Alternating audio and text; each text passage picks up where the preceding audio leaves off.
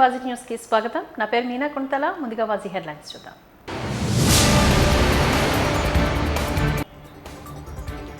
Uttarandhra teachers MLC counting లో ముందంజలో ఉన్న పీఆర్పీఓ అభ్యర్థి శ్రీముఖ పోటీలో విజయకేతనం ఎగరవేస్తానని ధీమాను వ్యక్తం చేసిన గాదె శ్రీనివాస్ నాయుడు.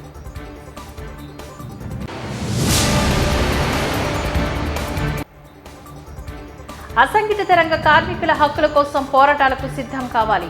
ఈ నెల 4 నుంచి 8 వరకు నిర్వహించనున్న మహాధర్నాల వివరాలు వెల్లడించిన ఏఐటీయూసీ నాయకులు.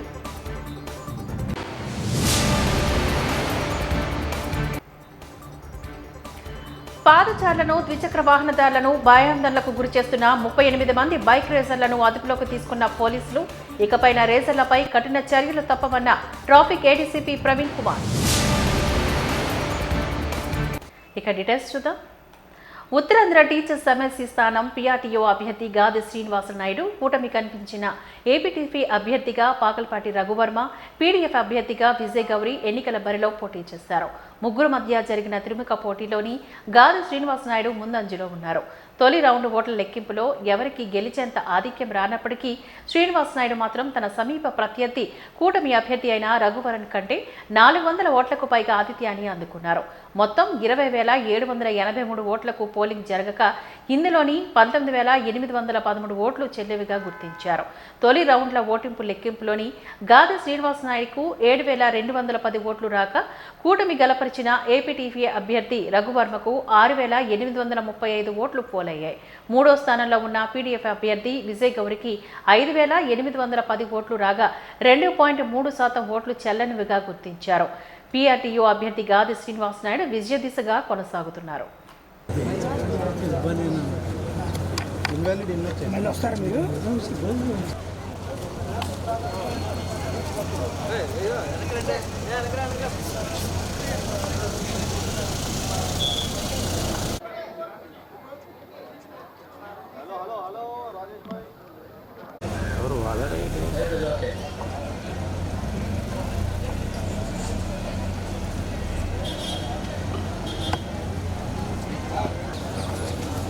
అదే నన్ను అడ్డేసారు ఎవరు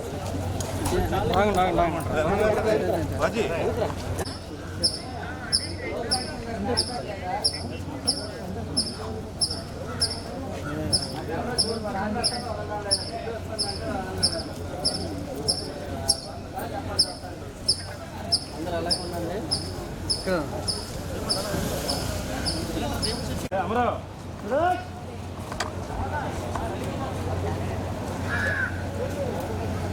విశాఖలో పోలీసుల కీలక అంశాలు ప్రవేశపెట్టినట్లుగా ట్రాఫిక్ ఉన్నతాధికారులు వెల్లడించారు. విశాఖ ట్రాఫిక్ పోలీస్ శాఖ ఆధ్వర్యంలోని ఎస్సీసీ విద్యార్థులతోని నేడు రోడ్డు భద్రతా నియమాల అవగాహన కార్యక్రమాన్ని చేపట్టారు. రామ్నగర్ పరిసర ప్రాంతాల్లో చేపట్టిన అవగాహన కార్యక్రమంలో భాగంగా ట్రాఫిక్ పోలీసులు మాట్లాడారు. ఇక నుంచి బైక్పై ఇద్దరు ప్రయాణించినట్లయితే వారు తప్పనిసరిగా హెల్మెట్లు ధరించాలని హెచ్చరించారు. ఏ ఒక్కరు హెల్మెట్ ధరించకపోయినా జరిమానా విధిస్తామని అన్నారు. హెల్మెట్ లేకుండా వాహనం నడిపితే డ్రైవింగ్ లైసెన్స్ 3 నెలలు సస్పెండ్ చేసి జరిమానా వేస్తామని చెప్పారు.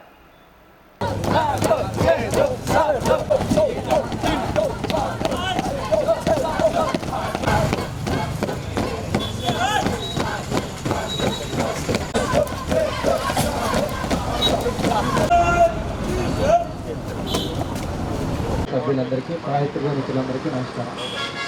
ఈ పర్టికులర్ జంక్షన్లో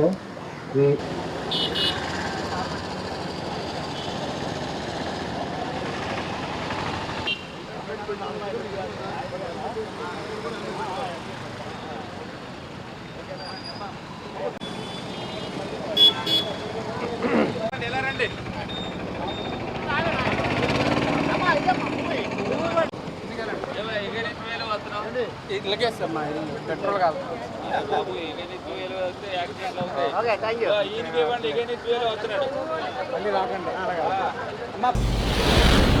ప్రజలందరూ కూడా మేము ట్రాఫిక్ సిబ్బంది తరఫున మేము చెప్పవలసింది ఏంటంటే అందరూ కూడా ప్రతి ఒక్కరు కూడా ట్రాఫిక్ నియమ నిబంధనలు పక్కగా పాటించాలి.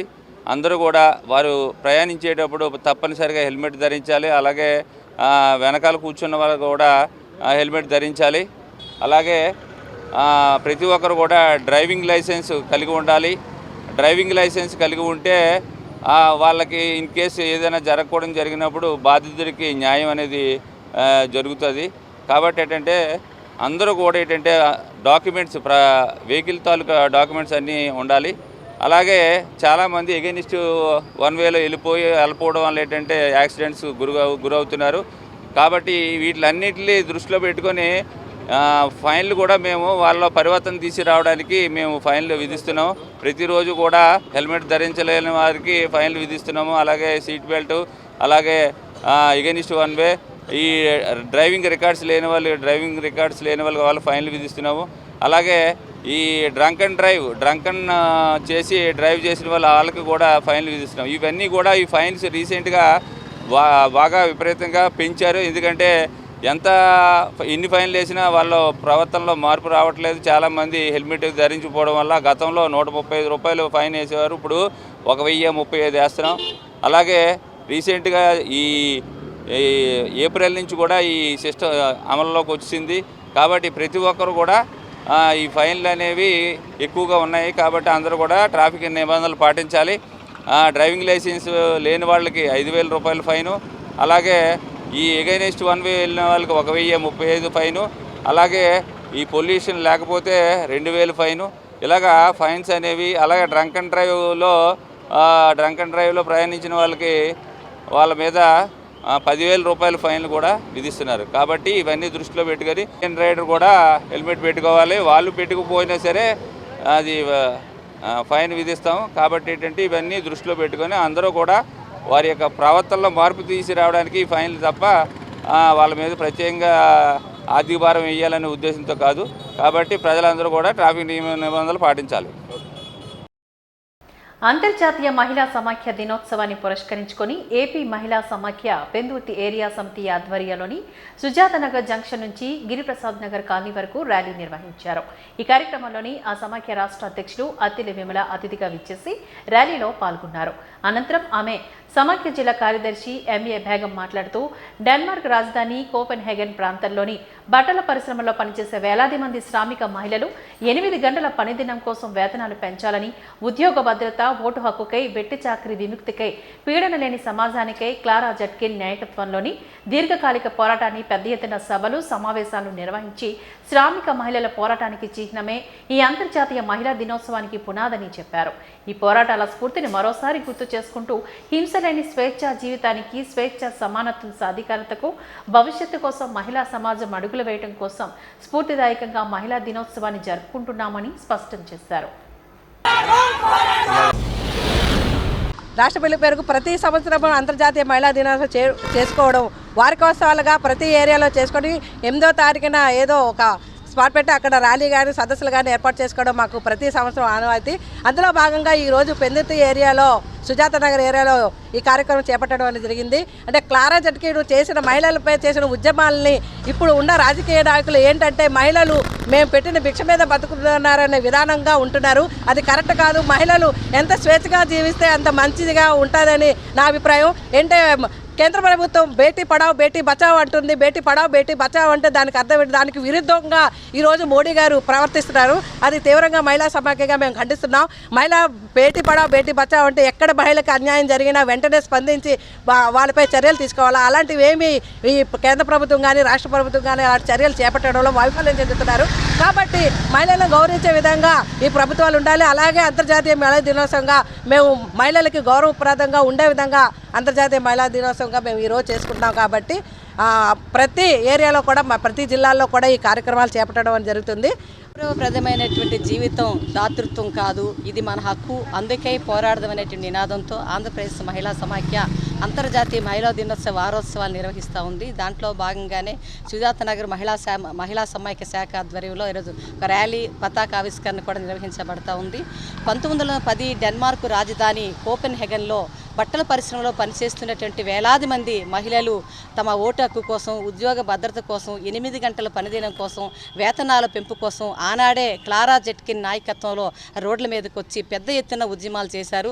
దాదాపు 1908 సంవత్సరం 8 నుంచి 1910 వరకు కూడా పెద్ద ఎత్తున పోరాటాలు చేసి నిర్వహించిన పోరాటాల శ్రామిక మహిళల పోరాట హక్కుల దినముగా అంతర్జాతీయ మహిళా దినోత్సవానికి ఒక ప్రతిష్ఠ, ఒక చరిత్ర ఉంది. కానీ దౌర్భాగ్యమైన పరిస్థితి ఏంటంటే అంతర్జాతీయ మహిళా దినోత్సవం అంటే అదొక ఈవెంట్ లాగా దాని తోలక చరిత్ర కానివ్వండి, శ్రామిక మహిళలు చేస్తున్న పోరాటం, వాళ్ళ శ్రమ ఏమీ తెలియనటువంటి వాళ్ళు ఈరోజు అందాల పోటీలని, ముగ్గులు పోటీలని, రకరకాల పోటీలు పెట్టి మహిళల హక్కుల్ని కించపరిచే విధంగా చూస్తున్నట్టు ఈ నేపథ్యంలో ఏదో ఎవరో దానం చేస్తే ఈరోజు మహిళ జీవిస్తుంది, లేకపోతే ఈరోజు వాళ్ళు స్వేచ్ఛగా సమానత్వంగా తిరుగుతున్నారంటే మేము దానం చేసామనే ఒక ఉద్దేశంతో చెప్తున్నట్టు మాటల్ని పక్కన పెట్టేసి ఇది మా జీవించే హక్కు, మేము స్వేచ్ఛ సమానత్వం సాధికారతకై 100 ఏళ్ల ముందు నుంచే మహిళలు ఆ రోజు రోడ్ల మీదకి వచ్చి పోరాడారు కాబట్టి మహిళలు సాధించుకునే హక్కుల్ని ఈరోజు ఉల్లంఘించబడుతున్నాయి. కాపాడవలసిన బాధ్యత మనందరి మీద ఉంది కాబట్టి స్వేచ్ఛ సమానత్వం సాధికారతకు నిరంతరం కూడా పోరాడాలి. మహిళపై జరుగుతున్న అత్యాచార దాడులను అరికట్టాలని చెప్పేసి ఆంధ్రప్రదేశ్ మహిళా సమైక్య తెలియజేస్తా ఉంది. అసంఘటిత కార్మిక సమస్యలపై పోరాటాలకు సిద్ధం కావాలని ఏటీపీయూసీ జిల్లా సమితి ప్రధాన కార్యదర్శి అచ్యుతరావు పిలుపునిచ్చారు. ఏటీయూసీ జిల్లా సమితి ఆధ్వర్యంలో ఈ నెల 4 నుంచి 8 వరకు వివిధ రంగాల్లో పనిచేస్తున్న అసంఘటిత కార్మికులు ఎదుర్కొంటున్న సమస్యలపై ఆందోళన పోరాటాలకు కార్మికులను సమన్వయం చేయాలని, జీవీఎంసీ గాంధీ విగ్రహం వద్ద ఉదయం 10 గంటల నుంచి మధ్యాహ్నం 12 గంటల వరకు ధర్నాలు నిర్వహించాలని ఆయన తెలియజేశారు.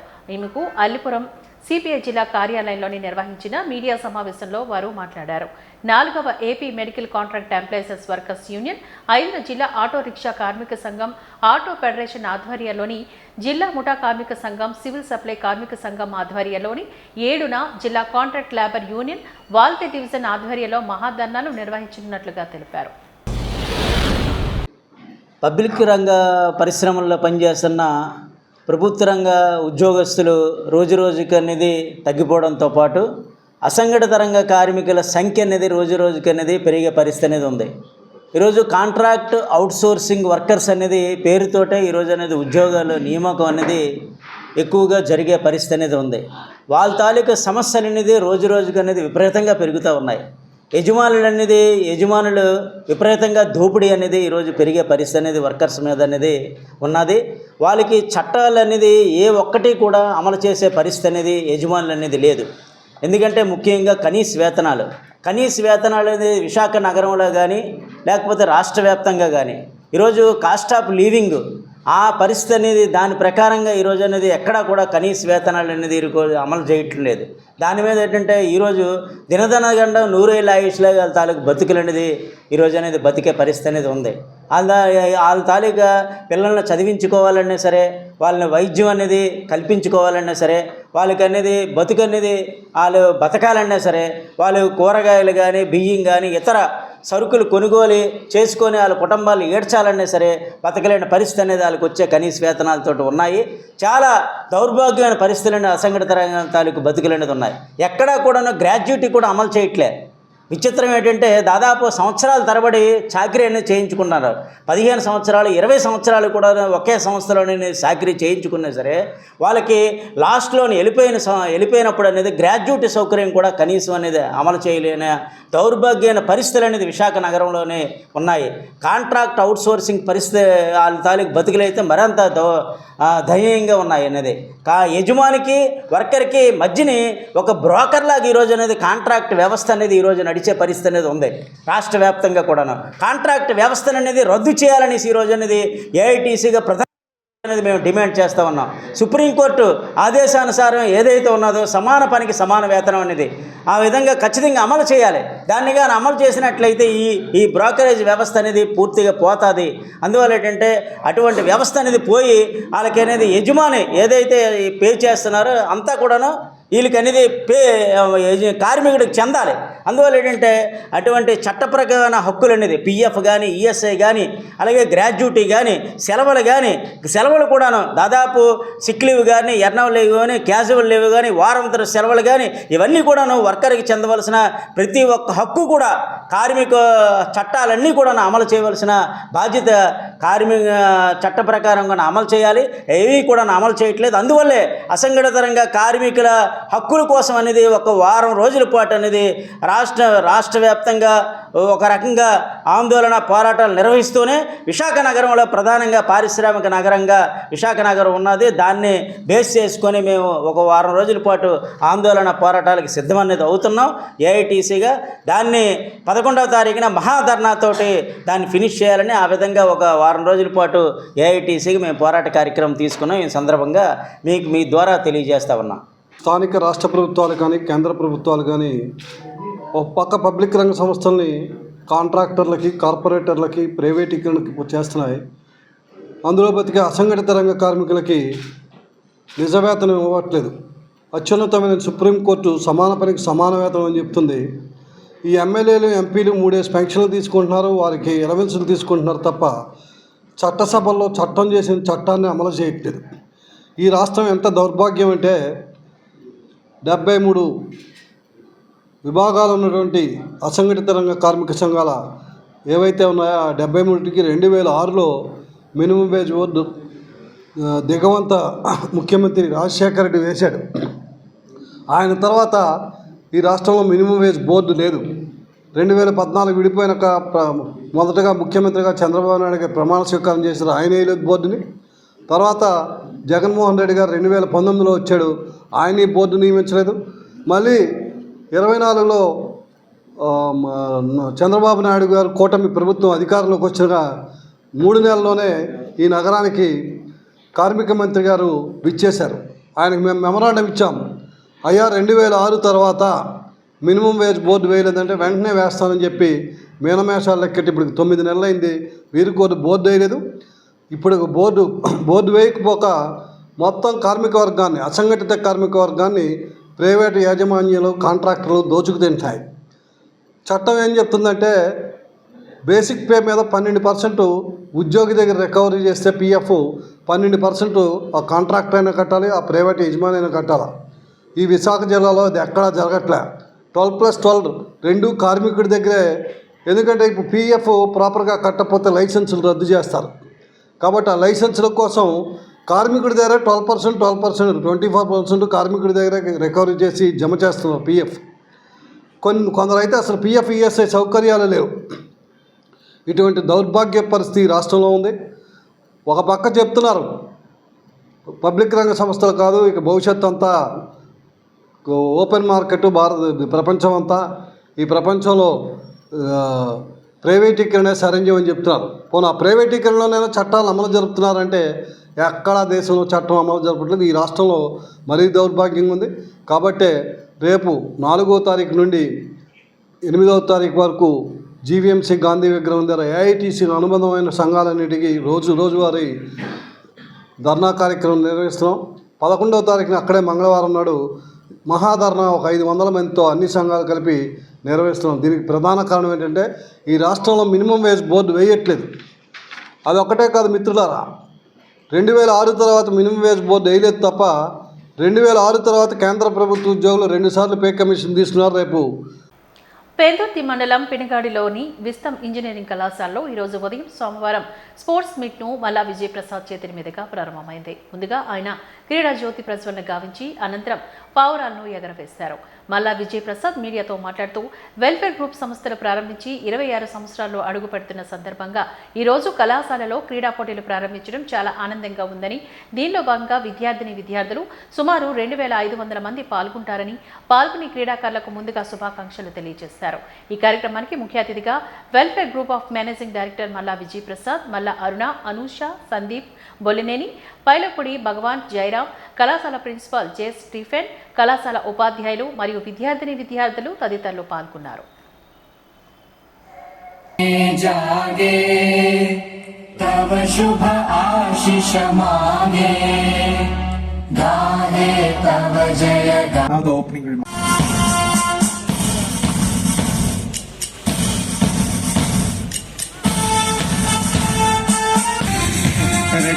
Tiwari, along with Yashwant Singh, that is in the year 2010, has graduated 10 batches here. All the participants, few of the selected participants, అందరినీ ప్రేమించి Karthik from Mechanical Third Year Volleyball South Zone Competition, who is won in Bangalore as the lightning of the toss. Shall we all give a big round of applause? మనవరాలతో మన కాలేజ్లో ఈ event ఒక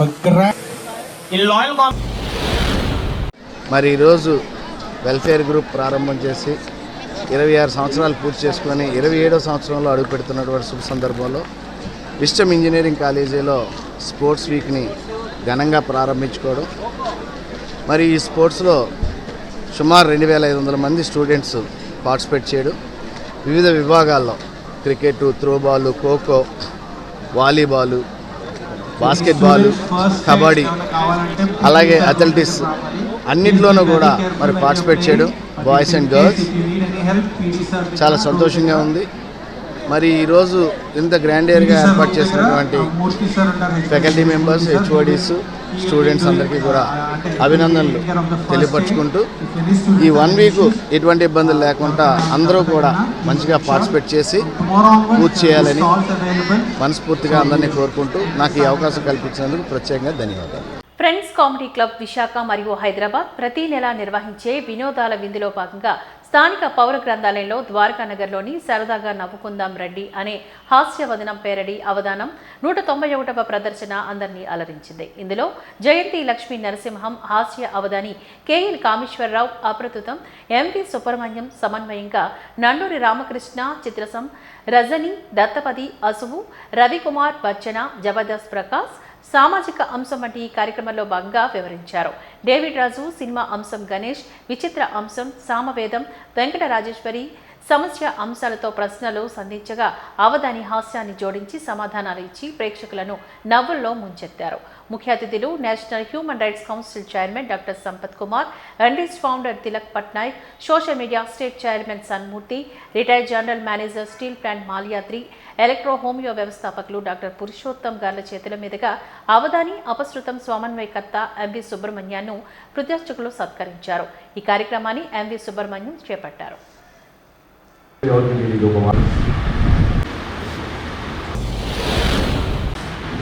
college principal గారికి phone చేసేటట్టు పూర్వం, sir ఈ నెల అయినా సరే కాలేజీ ఓపెన్ చేస్తారా సార్ అని అడిగాడు. డౌట్గా ఉంది, ఈ నెల కాదు వచ్చే నెల 15వ తారీఖు వరకు కూడా ఓపెన్ అవ్వకపోతుందేమో అన్నాడు. చాలా మిస్ అయిపోతున్నాను సార్ అన్నాడు. ప్రిన్సిపల్ ఎంత ఆనందపడిపోయాడు. ఇలా చదువు మీద ఇంట్రెస్ట్ ఉన్న కుర్రోడు నేను ఎంతవరకు చూడలేదు, ఫోన్ చేసి మరి అడిగాడని. బాబు ఇంటికి నువ్వు ఫస్ట్ ఇయరా, సెకండ్ ఇయరా, థర్డ్ ఇయరా అని అడిగాడు. కాదండి నేను మీ కాలేజీ ముందు నేను పానీపూరి అమ్ముతుంటానండి, మీరు 1.5 మంత్ నుంచి కాలేజీ ఓపెన్ చేయకపోతే నా బిజినెస్ ఏమైపోతుందా సార్ అన్నాడు. అలాగే కొంతమంది ఆడవాళ్ళు ఎలా ఉంటారంటే వాళ్ళ గోలికి వెళ్ళద్దు కూడా పెద్ద కంచు అనేది అందుకని తర్వాత ఇలాంటి ప్రశ్నలు అడిగే మీరు కూడా పెద్ద కంచే. మన ప్రకాష్ గారు మహేష్ బాబు సినిమా పేరుతోటి కృష్ణుడు గురించి వర్ణించమని చెప్పి అడిగారు. అంటే సినిమాల్లోంచి ఆధ్యాత్మికంలోకి వెళ్ళాడు. కృష్ణుడు నిర్వంశంలో పుట్టినటువంటి రాజకుమారుడు. రాజకుమారుడైతేనేమి, రాజకులంలో పుట్టినా కూడా రాజకుమారుడైతేనేమి గోకులమున పెరిగినాడు, పసితనమునే రక్కసులను దురుమాడిన నానిగాడు.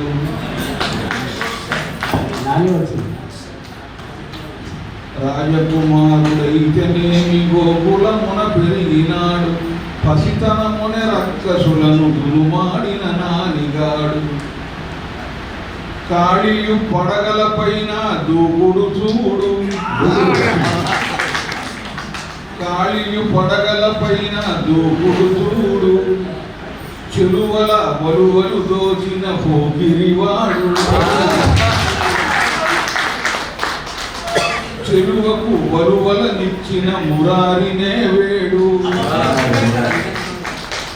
రెండు కూడా అనే చేసిన కృష్ణుడు బాగా తత్వం. చెలువల ఒలువలు దోచిన పోకిరివాడు, చెలువకు ఒలువలనిచ్చిన మురారినే వేడు.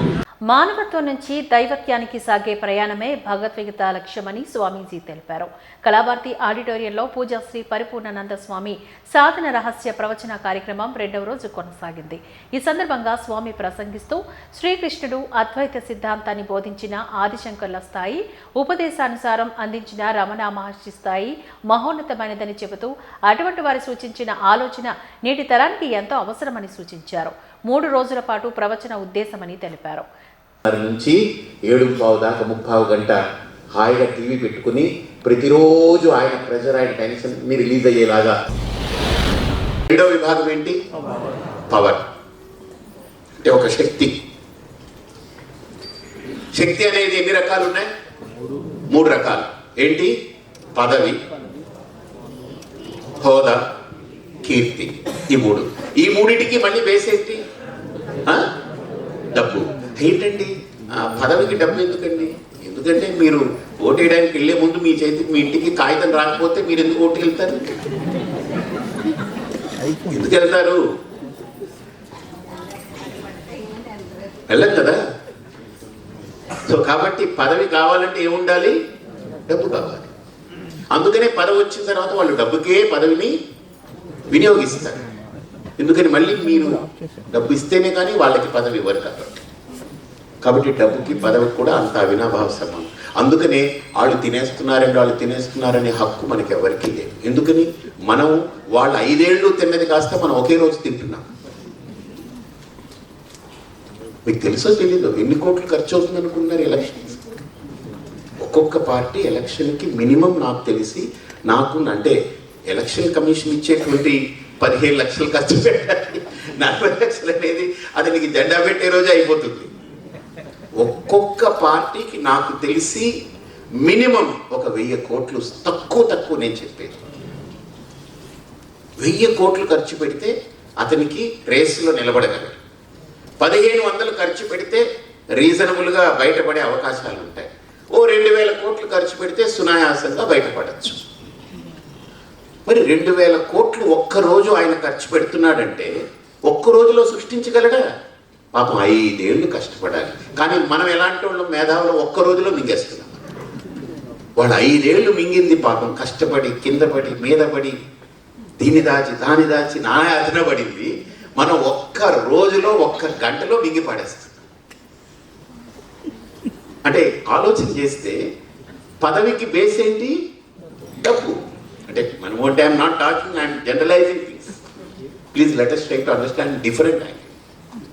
హోదా ఉందనుకోండి, హోదా కావాలంటే డబ్బు పోయాలి. ఇప్పుడు నాకు ఒక రాజ్యసభ కావాలి, ఏం కావాలి? పోయాలి. నాకు ఒక అవార్డు కావాలి, భారతరత్న లేకపోతే పద్మభూషణ్ కావాలి, ఏం కావాలి? పోయాలి. అందుకే భగవద్గీతలో కూడా శ్రీకృష్ణుడు అంటాడు, నువ్వు మొత్తాన్ని ఏమీ బాగు చేయలేవురా, నేను బాగు చేయలేను. నేను నిజంగా బాగు చేయాలనుకుంటే దుర్యోధను వాళ్ళందరినీ కొట్టించి మీ అందరితో చంపించి యుద్ధాలు చేయించి నానాయాతన నేను గుర్రాలు నడిపి ఎవడు బాణాలు నా మీద వేస్తాడో తెలియదు, ఎవడు నా మీద విసురుతాడో తెలియదు, నేను భయం గుప్పెట్లో నేను బతుకుతూ ఇన్ని రోజులు యుద్ధాలు చేయాలా? మార్చాలనుకుంటే ఒక్కసారి నేను ఇలా చూస్తే మారిపోరా? ఎవరిని మార్చలేరు. ఉద్ధరేర్ ఆత్మనాత్మానం ఆత్మానమవసాదయే ఆత్మైవ హ్యాత్మనో బంధువు ఆత్మైవ రిపురాత్మన. నువ్వు ఈ చిక్కుముడిలో ఉంటావు కూడా, ఉండాలి. ఈ చిక్కుముడిలోనే ఉండాలి. ఇదే సమాజం ఏం మారదు. మీరు ఆధ్యాత్మిక సాధనలు అడుగుపెట్టారు, సాధనా రహస్యం విన్నారు, మాకు ఇంకా ఉపశమనాలు కాదు పరిష్కారం కావాలనే జ్ఞానం కలిగింది, మీరు మొదలు పెట్టారన్నంత మాత్రాన సమాజం ఏమైనా మారిపోతుందా? ఈ 9 మారిపోతాయా? ఏం మారవు. ఇన్ఫ్యాక్ట్ ఇంకో మాట చెప్తాను, ఇంకా చాలా బలంగా మన మీద ప్రభావాలు చూపిస్తుంటాయి. ఎందుకని? వీడికి బుర్ర ఓపెన్ అయింది, వీడు మనల్ని కార్నర్ చేయబోతాడు అనుకున్నప్పుడు అది ఇంకా సెన్సిటివ్ అవుతుంది. అర్థమైందా? నేను బాగా గమనిస్తూ ఉన్నటువంటి సాధనల అంశం ఏంటంటే, the more you are aware of that, the more they become sensitive. ఇప్పుడు ఒక వ్యక్తి దొంగతనం చేశాడు అనుకోండి, ఎగ్జాంపుల్ చెప్తున్నా. దొంగిలించినటువంటి వ్యక్తి గురించి మనకి ఇప్పటిదాకా తెలియలేదు, వాడు మనతోనే తిరుగుతున్నాడు, మనమే పట్టించుకోలేదు. కానీ మనందరం వాడిని ఒక చూపుతో చూస్తున్నాము, ఏదో చిన్నది వాడి మీద అనుమానం కలుగుతుంది అనే ఫీలింగ్ వాడికి వచ్చిందనుకోండి, వాడు సెన్సిటివ్ అవుతాడా అవడా? వాడు ఇంకా జాగ్రత్తలు పడటం మొదలు పెడతాడా లేదా? వాడు మనల్ని డైవర్ట్ చేయడం మొదలు పెడతాడా లేదా? డెఫినెట్లీ. ఇవి కూడా అంతే. ఇవి బయట ఉండే దొంగకే అన్ని తెలివితేటలు ఉంటే ఈ 9 మామూలు కావు. ఇవి ప్రకృతిలో పుట్టినటువంటి గొప్ప తాపత్రయాలు. అందుకే వీటికి పేరు తాపత్రయములు అని పేరు. సో రెండో సెట్లో ఏమేమి వచ్చాయి? పదవి, హోదా, కీర్తి. ఒక కీర్తి ఉరికినే వస్తుందంటారా? ఆయన కష్టపడి, ఇప్పుడు టాటాకి ఒక పేరు వచ్చింది అనుకోండి, ఇన్ఫోసిస్ వాళ్ళకు ఒక పేరు వచ్చింది. ఇప్పుడు ఇక్కడే ఉన్నారు ఈయన, ఎంఎస్ఎన్ రాజు గారు ఉన్నారు. ఎందుకు మనం ఆయన పిలుస్తామంటే ఆయన కష్టపడి సంపాదించిన డబ్బులు తీసి ఆయన ఈ ఆశ్రమం లేకపోతే ఈ సేవనో అక్కడో, ఇప్పుడు నేను వాటర్ ప్లాంట్ పెట్టాను అక్కడెక్కడో, ఆయన ఎవరో నాకు తెలియదు. లాస్ట్ ఎప్పుడో పిఆర్కే ప్రసాద్ గారు మేమందరం ఉన్నప్పుడు ఇక్కడ స్పీచ్కి వచ్చి ఇలా వాటర్ ప్లాంట్ పెట్టాలి ఏజెన్సీలో అంటే వెంటనే ఆయన 3 లక్షలు 5 లక్షలు ఎంతైతే అంత ఖర్చు నేను పెట్టుకుంటా ఆయన ముందుకు వచ్చారు, ఇచ్చారు. అని గౌరవిస్తాం, గుర్తిస్తాం. ఇప్పుడు ఇక్కడికి వచ్చి ఒక 1000 మందో లేకపోతే 2000 మందో పార్టిసిపేట్ చేశారు, వెళ్ళారనుకోండి, అందరికీ నేను చెప్పే మాట అందరికీ కామనే, అందులో ఏం అనుమానం లేదు. కానీ నేను గుర్తుపెట్టుకోదగ్గ వ్యక్తిత్వాలు 2 ఉంటాయి ఇక్కడ. ఒకటి, వాళ్ళు నా ఆశయానికి కనెక్ట్ అయిన వాళ్ళైనా అయి ఉండాలి నేను గుర్తుపెట్టుకోవాలంటే. లేదు, నేను ఇచ్చిన అంశాన్ని ఆచరించేవాడైనా అయి ఉండాలి. వాళ్ళు ఆచరిస్తూ ఆ సాధనలో వాళ్ళు అడుగులు వేస్తూ వాళ్ళు ఎదుగుతూ పోతున్న వ్యక్తి అయినా సరే నేను గుర్తుపెట్టుకునేదానికి అవకాశం ఉంటుంది. లేదు, వచ్చాం ఆయారాం గయారాం, ఏదో చాలా 1 గంట 2 గంటలు ఎంటర్టైన్మెంట్ అయింది అనుకుంటే దట్స్ ఏ డిఫరెంట్ థింగ్. విశాఖలో బైకులపై వేరంగం చేస్తూ జనాన్ని ఇబ్బందులకు గురిచేసే రేసర్లపైన ట్రాఫిక్ పోలీసులు కఠిన చర్యలు తీసుకుంటారు అంటూ ట్రాఫిక్ అదనపు డిప్యూటీ కమిషనర్ ప్రవీణ్ కుమార్ తెలిపారు. అర్ధరాత్రి బైక్ రేసులు నిర్వహిస్తున్న 38 మందిని అరెస్ట్ చేసి వారి నుంచి 38 ద్విచక్ర వాహనాలు స్వాధీనం చేసుకున్న నేపథ్యంలో 3 టౌన్ పోలీస్ స్టేషన్లో ఏర్పాటు చేసిన విలేకరుల సమావేశంలో ఆయన మాట్లాడారు. ఈ సందర్భంగా ఆయన మాట్లాడుతూ అర్ధరాత్రి బైక్ రేసింగ్ పీట్లు చేస్తూ ఉండడమే కాకుండా బీచ్ రోడ్లోని పలువురు యువకుల విచిత్ర విన్యాసాలు చేస్తూ ప్రమాదకర స్టంట్లను నిర్వహిస్తున్నారని అన్నారు. వీరి వల్ల పాతాచారులు, ఇతర వాహనచారులు భయాందోళనలకు గురవుతున్నారని సమాచారం మేరకు జోన్ ట్రాఫిక్ ఏసీపీ వాసుదేవరావు పర్యవేక్షణలో 3 టౌన్ ద్వారకా నార్త్ ట్రాఫిక్ ఇన్స్పెక్టర్లను ప్రత్యేక బృందాలుగా ఏర్పాటు చేసి పలు ప్రాంతాల్లో రైళ్లను నిర్వహించి 38 మందిని అరెస్ట్ చేసి ద్విచక్ర వాహనాలను సీజ్ చేశామని చెప్పారు. సమావేశంలోని traffic CI KSNP Prasad, 3 town traffic CI Amminaidu, ఇతర సిబ్బంది తదితరులు పాల్గొన్నారు.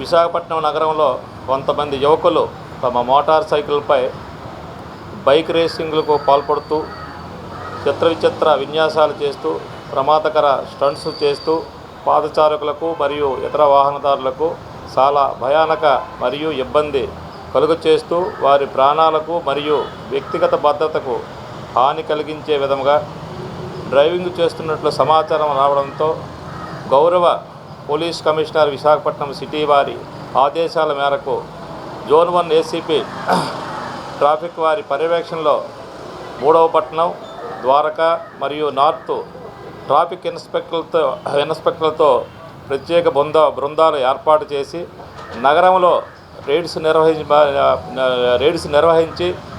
38 మంది బైక్ రేసర్స్ను మరియు వారి యొక్క మోటార్ సైకిల్లో పట్టుకొని వారి యొక్క బైకులను సీజ్ చేసి వారిపై కేసులు నమోదు చేయడం జరిగింది. అనంతరం వారిని గౌరవ న్యాయస్థానంలో హాజరుపరిచి చట్టపరమైన చర్యలు తీసుకోబడుతుంది. ఈ కేసులలో ఈ క్రింది నిబంధనలు ఉల్లంఘన చేసిన వారికి ఈ కింది పట్టికలో తెలియజేసిన విధముగా శిక్షలు విధించబడతాయి. 1. మానవ ప్రాణాలకు లేదా ఇతర వ్యక్తిగత భద్రతకు హాని కలిగించే విధంగా తొందరపాటు లేదు నిర్లక్ష్యం చేసి ఏదైనా చర్య చేస్తే సెక్షన్ 125B 125 బిఎన్ఎస్ యాక్ట్ ప్రకారము వీళ్ళపై కేసులు నమోదు చేయడం జరిగింది. పాత శిక్ష ప్రకారంగా అయితే 3 నెలలు జైలు శిక్ష, 250 రూపాయల వరకు జరిమానా. ఈ ప్రజెంట్ కొత్త దీని ప్రకారం ఏదైతే ఎన్హాన్స్డ్ పనిష్మెంట్స్ దాని ప్రకారంగా అయితే 3 నెలలు జైలు శిక్ష లేదా 2500 వరకు జరిమానా విధించబడును. అలాగే ప్రభుత్వ అనుమతి లేకుండా రేసింగు మరియు ట్రయల్ చేసినట్లయితే ఎంబీ యాక్ట్ 189 ఎంబీ యాక్ట్ ప్రకారంగా దాని ప్రకారంగా అయితే 1 నెలలు జైలు శిక్ష లేదా 500 వరకు జరిమానా. ఈ ప్రజెంట్ దీని ప్రకారంగా ఏదైతే ఇప్పుడు ఎన్హాన్స్ చేసిన దాని ప్రకారంగా అయితే మాత్రము 3 నెలలు జైలు శిక్ష లేదా 5,000 రూపాయల జరిమానా. అలాగే సెకండ్ టైం కానీ వీళ్ళు మళ్ళీ అగైన్ ఇదే నేరంలో పట్టుబడినట్లయితే మాత్రం 1 సంవత్సరం జైలు శిక్ష లేదా 10,000 రూపాయల వరకు జరిమానా విధించబడును. అలాగే హెల్మెట్ లేకుండా డ్రైవ్ చేసినట్లయితే మాత్రము ఫస్ట్ అఫెన్స్ అయితే మాత్రం పాత అయితే మాత్రం 100 రూపాయలు, ప్రజెంట్ అయితే మాత్రం 1000 రూపీస్. అలాగే 3 నెలలు లైసెన్స్ కూడా రద్దు చేయబడుతుంది.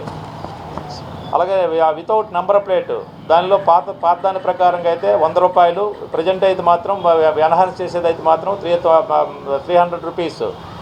అలాగే డ్రైవింగ్ లైసెన్స్ లేని ఎడల పాత దాని ప్రకారంగా అయితే 3 నెలల జైలు శిక్ష 500 వరకు జరిమానా విధి ఉండేది. ఇప్పుడైతే మాత్రం 3 నెలలు జైలు శిక్ష లేదా 5,000 రూపాయల వరకు జరిమానా. డ్రైవింగ్ లైసెన్స్ లేని వ్యక్తికి బండి ఇచ్చిన ఎడల ఓనర్ మీద కూడా పనిష్మెంట్. ఎవరైనా బైక్ రేసింగ్, ప్రమాదకరమైన స్టంట్స్ మరియు రేస్ డ్రైవింగ్ చేసినట్లయితే వారిపై నిర్దిష్టమైన కేసులు నమోదు చేసి చట్టపరమైన అమాయకులైన అంటే ఒకటి మాత్రం ఫ్యాక్ట్. ఎందుకంటే అటువంటివి అయితే మాత్రం ఏదైనా ఉండి చేసినట్లయితే మాత్రం మేము క్షుణ్ణంగా దర్యాప్తు చేసి ఒకవేళ వాళ్ళకి ఇన్వాల్వ్మెంట్ లేకపోతే మాత్రం వాళ్ళపైన ఎటువంటి కేసులు మేము పెట్టమేనా. క్షుణ్ణంగా క్షుణ్ణంగా ఎంక్వైరీ చేసి డాక్యుమెంట్స్ అన్ని వెరిఫై చేసి తర్వాత వాళ్ళు సపోజ్ ఫ్యామిలీస్ అయి ఉండి లేకపోతే ఇన్నోసెంట్స్ అయ్యి ఉండి చేసినట్లయితే మాత్రం వాళ్ళపైన ఎటువంటి కేసులు అయితే మాత్రం మేము నమోదు చేయము. మనకి ఒక కేసులు అయితే పెట్టడం జరిగింది. ఎలాగా మన సపోజ్ కంచరపాలెంలో ఒక రిపోర్ట్ వచ్చింది, దాని మీద కేసు నమోదు చేసాము. అలాగే తర్వాత గాజువాకలో కూడా వచ్చింది ఓ రిపోర్టు, ఆరిలో కూడా ఒకటి వచ్చింది. వాళ్ళపైన మరి 353 కేసులు అయితే మాత్రము నమోదు చేయడం జరిగింది గతంలో. వాల్యూమ్ న్యూస్ ముగించే ముందు ముఖ్యాంశాలు మరొకసారి చూద్దాం.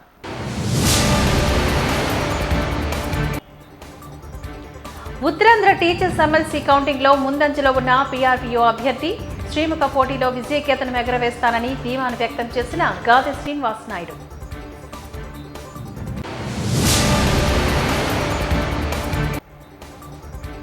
అసంఘటిత రంగ కార్మికుల హక్కుల కోసం పోరాటాలకు సిద్ధం కావాలి. ఈ నెల 4 నుంచి 8 వరకు నిర్వహించనున్న మహాధర్నాల వివరాలు వెల్లడించిన ఏఐటీయూసీ నాయకులు.